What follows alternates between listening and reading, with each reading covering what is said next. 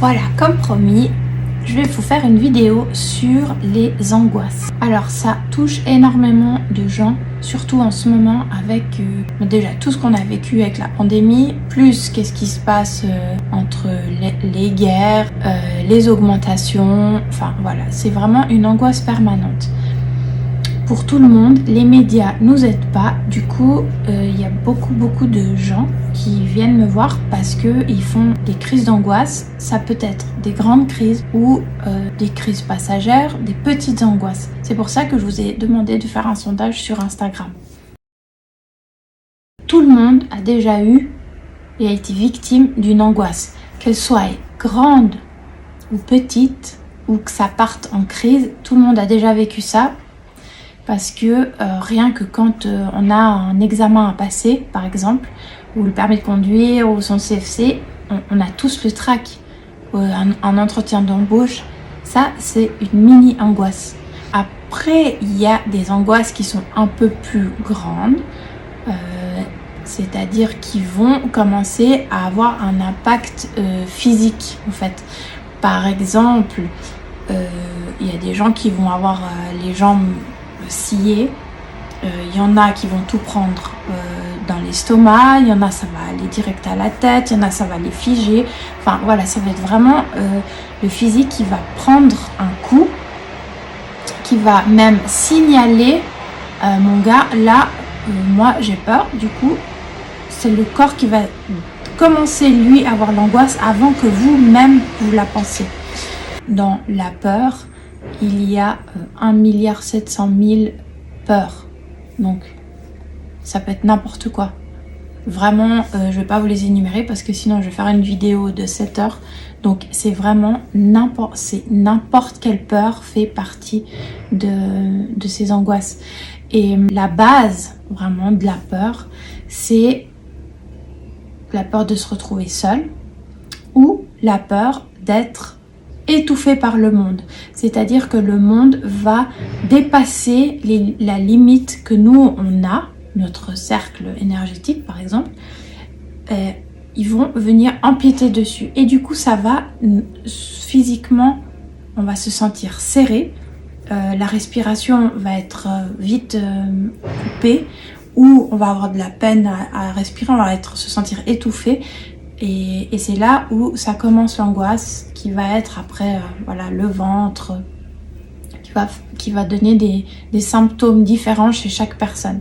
Et au fait, quand on a une angoisse, c'est vraiment qu'on ne maîtrise pas notre tête. C'est-à-dire qu'on peut être en manque d'amour, en manque de confiance en soi, en manque de liberté, et en se privant de ça et en ne maîtrisant plus ça, ça crée des angoisses. Et plus on va de l'avant, moins on les soigne et plus elles deviennent énormes. Et ensuite, ça crée l'angoisse d'être ou d'avoir une crise d'angoisse. Donc là, c'est le pompon, au fait. Vous avez tout pour aller mal. Vraiment. Et c'est dans toutes les situations, ça peut être privé, professionnel, à l'extérieur. Il y a des gens, ils n'osent même pas sortir de chez eux parce qu'ils ont peur du monde. Surtout là, avec le Covid, maintenant, c'est devenu vraiment terrifiant pour certains. Pour certains, le confinement, ça les a, je pense, apaisés de toute cette énergie humaine, au fait. Et que maintenant, ils doivent ressortir, retrouver un train-train, et bah c'est catastrophique pour certaines personnes et il y en a vraiment beaucoup. Et c'est pour ça qu'il y en a beaucoup qui optent encore pour le télétravail. Donc ça touche vraiment tout le monde, mais pas seulement au fait. Il y a aussi les gens qui sont hypersensibles. Les gens qui sont hypersensibles, ils vont ressentir encore plus maintenant qu'on a eu ce confinement, que dès qu'ils vont se retrouver dans une manifestation ou dans un endroit, même si c'est à l'extérieur, au bord du lac et qu'il y a beaucoup de monde, ça peut les toucher, les étouffer, les serrer, parce que ils ressentent les émotions de tout ce monde qu'il y a autour d'eux, et qu'on soit en extérieur ou à l'intérieur, voilà. En intérieur, c'est encore pire. Là, vous vous sentez vraiment étouffé et il y en a qui peuvent vraiment faire des malaises. D'où elles viennent? Alors, à la base, c'est quelque chose que vous avez vécu. Voilà, ça peut être un traumatisme d'enfance. Ça, c'est certain que ça part de l'enfance, voire... Mais l'enfance, c'est pas de 0 à 10 ans. L'enfance, c'est du moment où vous avez été créé, que vous grandissez dans le ventre, jusqu'à maintenant, en fait, jusqu'à l'âge adulte. Du coup, votre traumatisme vient en général de l'enfance. Après, bien entendu, quand on est adulte, ça peut être, je sais pas, un accident de voiture, ça peut être une situation qui s'est très très mal passée au travail, ça peut être un traumatisme dans la vie de couple. Voilà, c'est vraiment, ça vient d'un traumatisme. Après, il y a des gens qui ont aussi des crises d'angoisse parce que, c'est comme je vous disais avant, ils ne ressentent pas d'amour pour eux-mêmes et ils ne ressentent pas l'amour des autres. Pour eux, ils pensent qu'ils ne méritent pas cet amour. Et au fait, quand on est dans cette position, on va se mettre dans une position de victime. Et quand on est dans la position de victime, c'est pour vraiment attirer l'attention, pour dire, écoutez, moi je me sens pas bien, j'ai des crises d'angoisse, je peux pas sortir de chez moi. C'est vraiment pour apporter de l'attention, pour qu'on s'occupe de cette personne. Et c'est pas du tout négatif, au contraire, c'est un cri au secours. C'est vraiment, j'ai besoin qu'on m'aide et je dois être aidée parce que je mérite pas de vivre comme ça, je mérite pas d'être étouffée, je mérite pas d'être coincée entre 4 murs et me mettre autant de limites pour pas être aimée. Pas du tout. Tout le monde mérite d'être aimé et d'être heureux, bien entendu, même si on a fait les pires choses du monde. Donc voilà. Ensuite, il y a aussi tout ce qui est le transgénérationnel. C'est-à-dire que, je vous donne un exemple typique chez moi. Voilà, ma maman, c'est une angoissée de l'avion. Mais pas... elle est terrorisée. Quand on dit qu'on va partir en avion, c'est la panique à bord parce que elle a eu un traumatisme, mais gravissime avec l'avion. Et voilà, c'est resté, c'est ancré chez elle. Elle a eu ça quand elle avait une vingtaine d'années. Donc, nous, ses enfants, on a hérité de son traumatisme.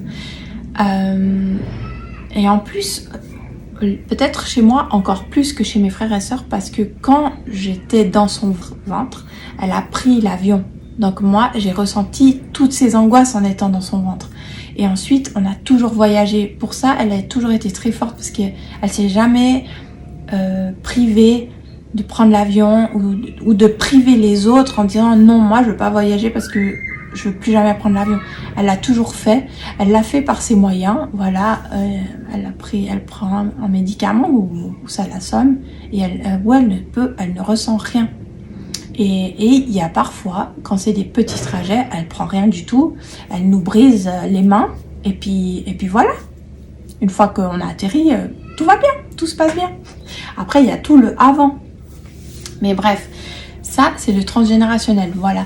Vos parents, vos grands-parents, vos arrière-grands-parents peuvent aussi transmettre cette angoisse. Et il y a aussi les faits de vos vies antérieures.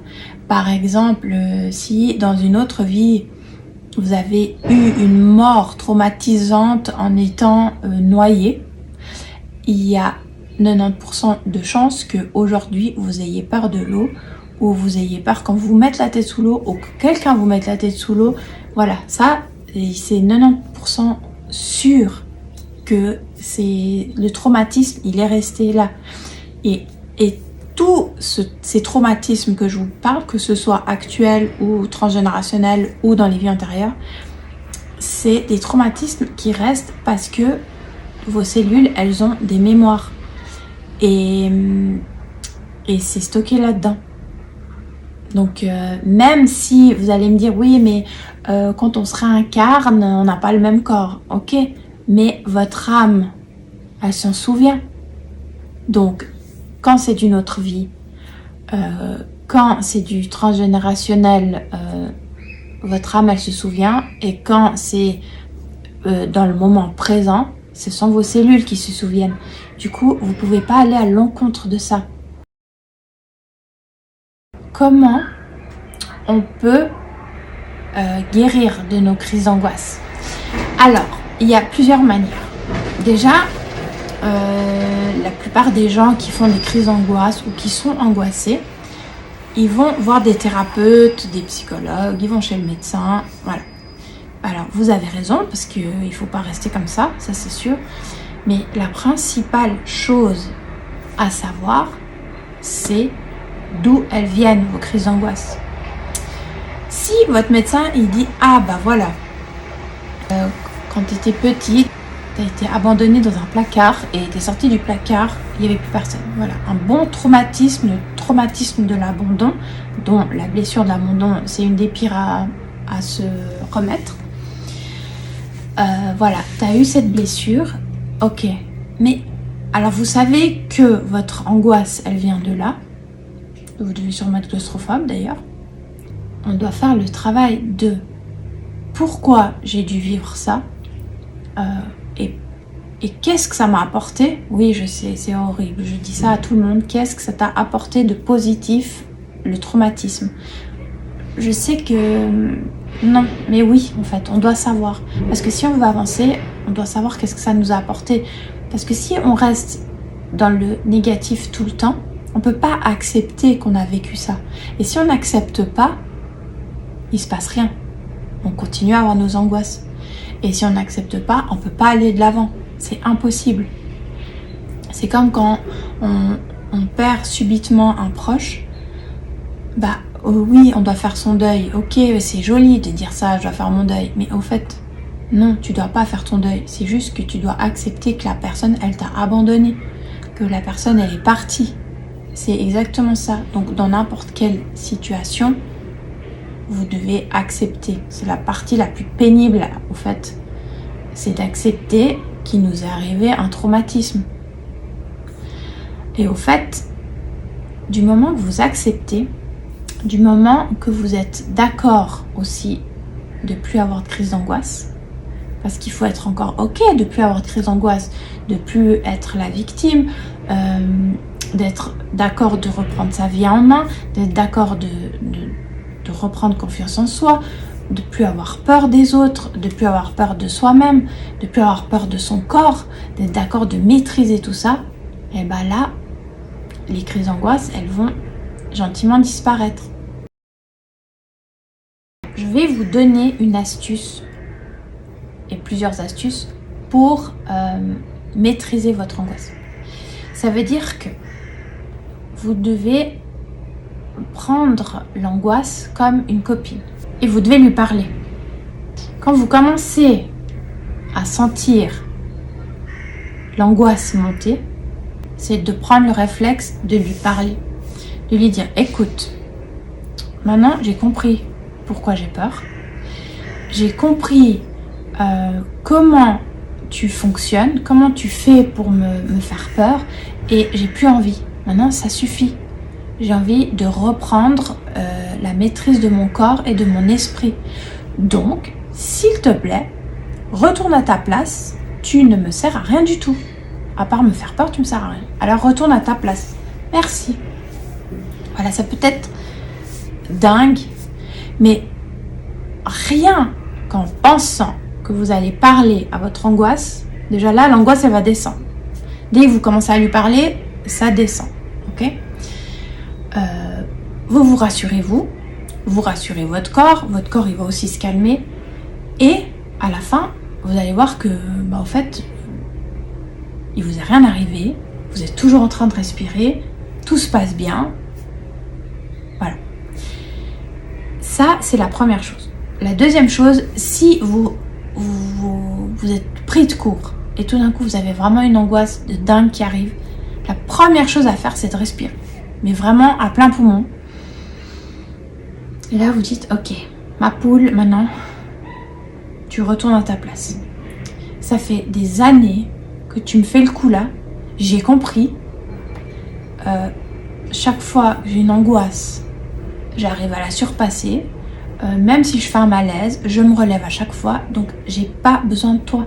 Retourne chez toi. Moi, j'ai pas besoin de quelqu'un qui me fout les boules à chaque fois que j'ai une épreuve dans ma vie, à chaque fois que je croise quelqu'un, à chaque fois que je sors du bus, à chaque fois que je rentre dans le métro. Non, j'ai pas besoin de toi. Alors, retourne à ta place. Et vous respirez. Et vous recommencez à lui parler. Il n'y a que comme ça que vous allez réussir à la maîtriser. Et au fur et à mesure que vous allez avoir des angoisses, que vous allez lui parler, et ben vous verrez que ça va diminuer. Il y en aura toujours une ou deux qui sera là pour vous faire peur parce que n'importe qui, même moi quand j'ai un entretien, bien sûr que j'ai une angoisse qui me monte. Alors c'est pas une crise d'angoisse, mais j'ai le trac, j'ai mal au ventre, des fois j'ai mes intestins qui me jouent des tours. Et là je me dis, allez, ça va aller, t'es pas plus bête qu'une autre, au pire tu bégayes, voilà, il peut rien vous arriver. Alors après, il y a autre chose qui rentre en ligne de compte, c'est vos blessures. Ça c'est... Les blessures émotionnelles, c'est vraiment quelque chose qui est très difficile parce que si on ne les a pas guéries, c'est difficile d'identifier au fait. Je vais vous donner un exemple personnel. Mes blessures principales à moi, ce sont la trahison, l'humiliation et la peur du rejet. Ces 3 blessures costauds, hein. On ne fait pas les choses petites. Il n'y a pas si longtemps que ça, j'ai une grosse tête d'entreprise qui m'appelle, qui me dit voilà, j'ai entendu parler de vous, j'aimerais prendre rendez-vous avec vous, j'aimerais voir est-ce que vous pouvez m'aider, qu'est-ce qu'on peut faire ensemble et tout ça. Ok, je note le nom, machin, comme tout le monde, je vais sur internet, je vais chercher qui c'est. Ok, et là je vois qui c'est et je me dis ok. Pourquoi moi déjà? C'est le premier truc que je me suis dit. Pourquoi il vient me chercher moi? Et là, j'ai paniqué. Ok, j'ai paniqué, mais panique normale, en fait, générale. Je devais le voir le lendemain à 14h30 au Montreux Palace. Donc, je me suis fait, voilà, j'ai cogité, qu'est-ce que j'allais lui dire, nanana. Le lendemain, à midi, je commence à me préparer. Et là, je commence à avoir l'angoisse qui monte. Mes intestins, mes meilleurs potes, commencent à me faire des tours. Je commence à transpirer. Je commence à avoir peur. Je me dis, mais merde, je vous montre Palace. Qu'est-ce que je vais me mettre? Ça va être marqué sur ma tête, que j'ai pas de thune, voilà. Et là, panique générale. Et à ce moment-là, je me suis dit, bon, je me suis arrêtée 3 secondes. J'ai respiré. Et je me suis dit, ok, tes blessures, donc la peur du rejet, ok, j'ai peur de dire des bêtises, l'humiliation, peur de dire des bêtises, peur de pas gérer, de pas assumer qu'est-ce que je fais, voilà, tout s'est mis en une boule qui s'est mis dans mon estomac, qui est descendu dans mes intestins. Et là, j'ai dit, ok, si tu vas pas foirer, c'est un être humain, il fait caca comme toi, tout se passe très bien, tu maîtrises son sujet, tu vas peut-être même le bluffer, voilà, reste tranquille, tes habits, tu mets ce qui va avec toi, avec ce qui te fait plaisir, où tu es à l'aise, que ça lui plaise ou non, on en a rien à foutre, peut-être que lui il va arriver habillé tout détraqué, ça m'aurait étonné, mais bon, j'essayais de me rassurer comme je pouvais. Donc voilà, je me suis préparée, je suis partie, et au fait, en ayant fait cette petite psychologie interne, ça m'a pris le temps de me maquiller et de me coiffer. Et au fait, je suis arrivée au rendez-vous. J'étais presque sereine. J'ai serré la main. Bonjour. On s'est assis. Et puis, moi, je suis Gaston Lagaffe. Donc, tu peux être sûr que soit je m'étouffe en buvant, soit je renverse un truc. Enfin, voilà. Et là, il s'est rien passé. C'est lui qui a failli tomber de la chaise. Et je me suis dit, bah, tu vois, il n'y a pas besoin de partir en crise d'angoisse. C'était une petite, hein, parce qu'il y en a, ils font vraiment des choses beaucoup, beaucoup plus fortes. Mais c'est vraiment pour vous expliquer qu'on peut se maîtriser. on peut vraiment y arriver, mais la base, on doit savoir d'où ça vient. Donc voilà, je récapitule. Pour que le remède pour vos angoisses, c'est trouver l'origine de votre angoisse, ok? Prendre conscience de pourquoi cela vous est arrivé, pourquoi ça vous arrive et qu'est-ce que cela vous apporte de positif et qu'est-ce que cela vous a apporté de positif d'avoir vécu un traumatisme. Ensuite, une fois que vous avez accepté de vous débarrasser de ça et que vous avez accepté ce qui vous est arrivé, vous allez commencer à apprivoiser votre angoisse, à lui parler et à la maîtriser. Et ensuite, au fil du temps, vous verrez qu'elle va disparaître. Il y en a peut-être une autre qui va arriver, mais c'est pas grave parce que vous allez savoir exactement qu'est-ce qu'il faut faire. Mais vous devez vraiment faire ce chemin pour y arriver. Si vous n'arrivez pas tout seul, faites-vous aider. Il y a énormément de gens qui sont compétents là-dedans. Donc, mais vous devez arriver avec ce discours. Moi, j'ai des crises d'angoisse, ok? Je veux savoir d'où elles viennent, pourquoi je subis ça, ok? Parce que à notre âge, qu'on est de 25 à la mort, on veut savoir pourquoi. Demandez-moi pas pourquoi, parce que c'est comme ça. On veut savoir pourquoi. On doit mettre un nom pour pouvoir avancer. Et c'est normal. Parce que si on ne sait pas comment tu veux qu'on avance, comment on peut accepter et avancer, c'est impossible. Donc on veut savoir pourquoi. Donc vous allez voir la personne et vous lui dites, moi je veux savoir pourquoi. Après vous savez comment il faut faire. Peut-être qu'elle vous donnera d'autres astuces, respirer, peut-être qu'elle vous dira, peut-être qu'on vous donnera des calmants, des huiles essentielles, des pierres, enfin voilà.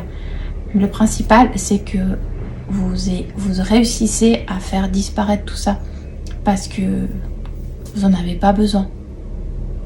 Et des fois, la petite angoisse, le petit trac, celui-là, on en a besoin parce qu'il nous fait monter l'adrénaline et en général, on casse la baraque avec ça. Donc voilà, j'espère que cette petite vidéo, elle va pouvoir vous aider. Je suis à disposition si vous avez des questions, bien entendu. Et puis, la prochaine vidéo, ce sera sur le transgénérationnel. Alors je sais qu'il y a déjà beaucoup de monde qui font des vidéos là-dessus, mais j'ai beaucoup de patients, de clients qui viennent et j'ai envie de vous expliquer à ma manière de qu'est-ce que c'est ce transgénérationnel. Alors voilà, à bientôt, merci de m'avoir suivi. Bisous.